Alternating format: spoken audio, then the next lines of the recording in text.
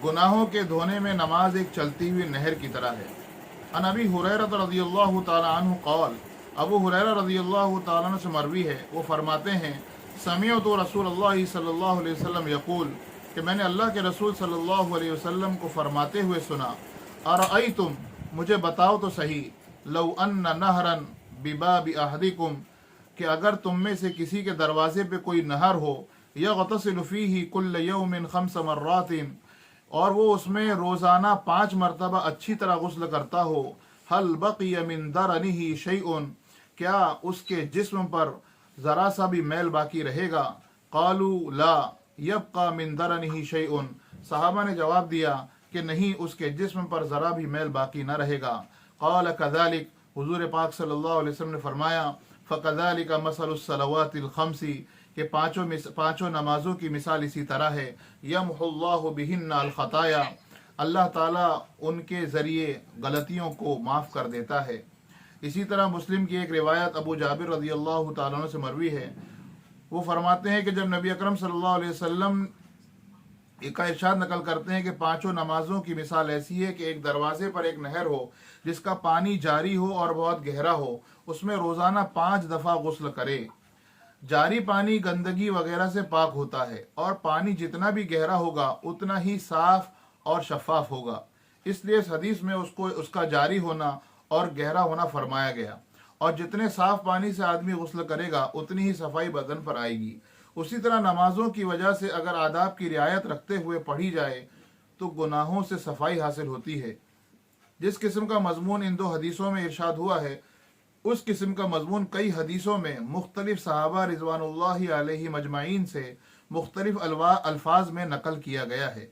अबू सईद खुदरी रज़ियल्लाहु अन्हु से नकल किया गया है कि हुज़ूर पाक सल्लल्लाहु अलैहि वसल्लम ने इरशाद फरमाया कि 5 नमाजें दरमियानी औकात के लिए कफ़ारा हैं, यानी गुनाहों की माफ़ी हैं।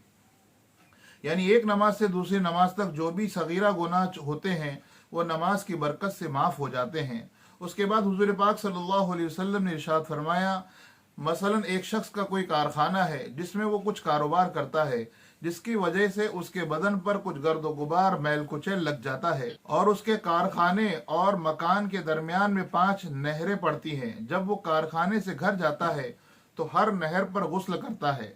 इसी तरह से 5 नमाजों का हाल है कि जब कभी दरमियानी वक्त में कुछ खता लफ्ज़िश वगैरह हो जाती है तो नमाजों में दुआ इस्तिग़फ़ार करने से अल्लाह तबारक ताला बिल्कुल उसको माफ़ फरमा देते हैं। नबी अकरम सल्लल्लाहु अलैहि वसल्लम का मकसूद इस किस्म की मिसालों से इस बात को समझाना है कि अल्लाह तबारक ताला ने नमाज को गुनाहों की माफ़ी में बहुत ज़्यादा तासीर रखी है। और चूँकि मिसाल से बात अच्छी तरह समझ में आती है, इसलिए मुख्तलिफ मिसालों से हुज़ूर पाक सल्लल्लाहु अलैहि वसल्लम ने इस मज़मून को वाज़ेह फरमा दिया है। अल्लाह ताला शानों की इस रहमत और वुसअत मग़फ़िरत और लुत्फ़ इनाम व करम से हम लोग फ़ायदा न उठाएं तो किसी का क्या नुकसान है, अपना ही खोना है। हम लोग गुनाह करते हैं, नाफरमानियाँ करते हैं, हुक्म उदूलियाँ करते हैं, तामील इरशाद में कोताहियाँ करते हैं। उसका मुक्तज़ा तो ये था कि कादिर आदिल बादशाह के यहाँ ज़रूर सज़ा होती और अपने किए को भुगतते, मगर अल्लाह के करम के कुर्बान कि जिसने अपनी नाफरमानियाँ और हुक्म उदूलियाँ करने की तलाफ़ी का तरीका भी बता दिया। अगर हम उससे नफ़ा हासिल न करें तो हमारी हिमाकत है। हक़ ताला शानू की रहमत और लुत्फ़ तो अता के वास्ते बहाने ढूंढती है। एक हदीस में इरशाद है कि जो शख्स सोते हुए ये इरादा करे कि तहज्जुद की नमाज पढ़ूंगा और फिर आँख न खुले तो उसका सवाब उसको मिल जाता है और सोना मुफ्त में रहा। क्या ठिकाना है अल्लाह की देन और अता का, जो करीम इस तरह अताएँ करता है उससे न लेना कितनी सख्त महरूमी और कितना ज़बरदस्त नुकसान है। अल्लाह ताला कहने सुनने से अमल की तौफीक अता फरमाए। सुब्हानल्लाहि व बिहम्दिही, सुब्हानकल्लाहुम्मा व बिहम्दिका, व नशहदु अल्ला इलाहा इल्ला अंता व नस्तगफिरुका व नतूबु इलैक। सुब्हान रब्बिका रब्बिल इज़्ज़ति अम्मा यसिफून व सलामुन